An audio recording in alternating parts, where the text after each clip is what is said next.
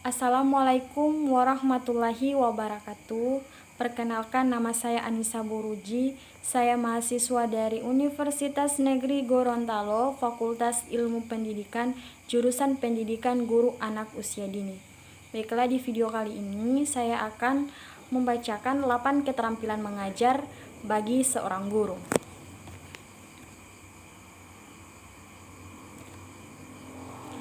8 keterampilan mengajar yang wajib dimiliki oleh guru. Pada kenyataannya, dewasa ini banyak guru yang mengajar dengan pola tradisional dan mengabaikan keterampilan-keterampilan yang sangat mendasar ini.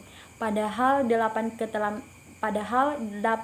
keterampilan dasar bagi seorang guru sangatlah penting karena menyangkut efektivitas pencapaian tujuan pembelajaran. Berikut ini penulis menyajikan 8 keterampilan dasar bagi seorang guru dan dalam pengelolaan kelas di kegiatan belajar dan mengajar. Yang pertama, keterampilan bertanya. Pada hakikatnya, melalui bertanya, kita akan mengetahui dan mendapatkan informasi tentang apa saja yang kita ketahui. Dikaitkan dengan proses pembelajaran, maka kegiatan bertanya jawab antara guru dan siswa. Antara siswa ini menunjukkan adanya interaksi di kelas yang dinamis dan multi arah.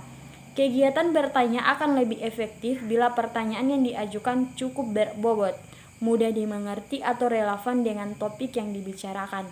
Tujuan guru mengajukan pertanyaan antara lain adalah yang pertama, 1. Menimbulkan rasa keingintahuan. 2. Merangsang fungsi berpikir anak. 3. Mengembangkan keterampilan berpikir. 4.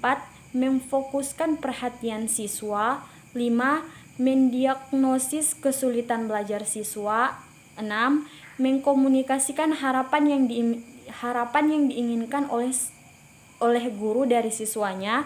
7. Merangsang terjadinya diskusi dan memperlihatkan perhatian terhadap gagasan dan terapan siswa sebagai subjek didik.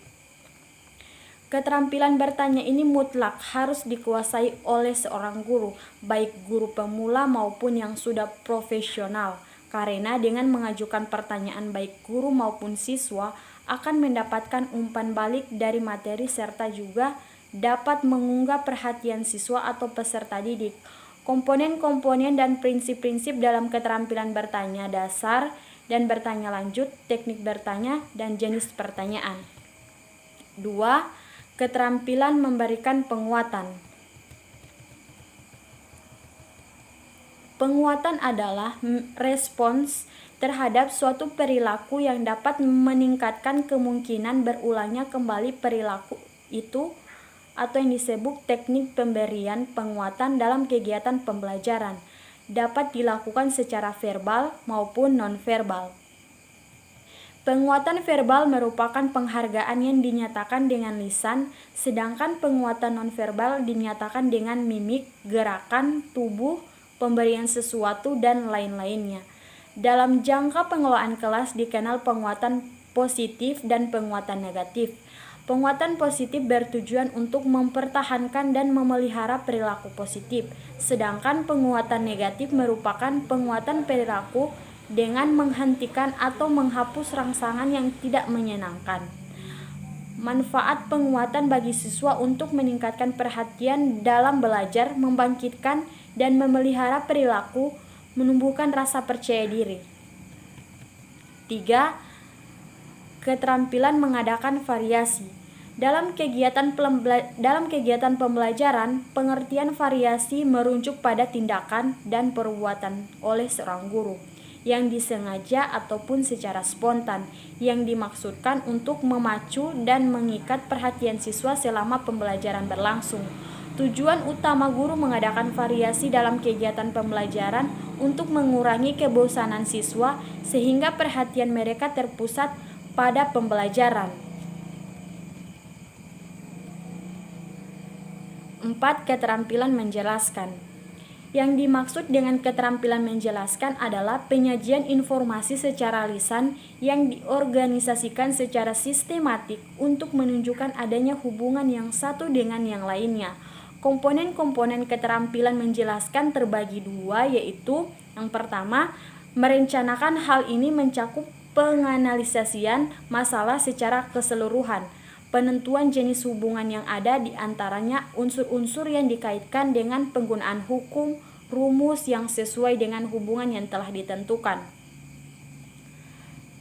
dan penyajian suatu penjelasan dengan memperlihatkan hal-hal sebagai berikut. Kejelasannya, penggunaan contoh dan ilustrasi, pemberian tekanan, dan penggunaan balikan. Pentingnya penguasaan keterampilan menjelaskan bagi guru adalah dengan penguasaan ini memungkinkan guru dapat meningkatkan efektivitas penggunaan waktu dan penyajian penjelasannya, merangsang tingkat pemahaman siswa, membantu siswa memperluas cakrawala pengetahuannya, serta mengatasi kelangkaan buku sebagai sarana dan sumber belajar bagi seorang siswa. 5. Keterampilan membuka dan menutup pembelajaran. Yang pertama, 1. Membuka pembelajaran. Kalimat-kalimat awal yang diucapkan guru merupakan penentu keberhasilannya jalannya seluruh pembelajaran. Tercapainya tujuan pembelajaran bergantung pada metode mengajar guru di awal pembelajaran. Seluruh rencana dan persiapan sebelum mengajar dapat menjadi tindak berguna jika guru gagal dalam memperkenalkan pembelajaran. Komponen-komponen dan prinsip dalam membuka pembelajaran, hubungannya dengan kelas. Ada banyak hal yang masih memikat perhatian murid di luar kelas serta di dalam kelas. Hal tersebut dapat membuat murid tidak memperlihatkan pembelajaran yang disampaikan. Untuk mengatasi hal ini, guru dapat menetapkan titik hubungan antara murid dan pembelajaran yang disampaikan. Pembukaan pembelajaran harus sesuai dengan minat dan kebutuhan murid. Guru juga harus dapat membangkitkan minat belajar sampai murid dapat memusatkan perhatian mereka kepada pembelajaran. Pembukaan pembelajaran dengan metode yang baik pun tidak akan ada manfaatnya jika tidak mampu membawa murid untuk memusatkan perhatian mereka. 2. Menutup pembelajaran. Jangan akhiri pembelajaran dengan tiba-tiba. Penutup harus dipertimbangkan dengan sebaik-baik mungkin agar sesuai. Guru juga merencanakan suatu penutup yang tidak tergesa-gesa dan juga dengan doa sekitar 3-5 menit. Komponen-komponen dan prinsip dalam menutup pembelajaran. Merangkum pembelajaran sebagai penutup, hendaknya guru memberikan ringkasan dari pembelajaran yang sudah disampaikan. 6. Keterampilan membimbing diskusi kelompok kecil. Diskusi kelompok adalah suatu proses yang teratur yang melibatkan sekelompok orang dalam interaksi tatap muka yang informasi dengan berbagai pengalaman atau informasi, pengambilan kesimpulan atau pemecahan masalah.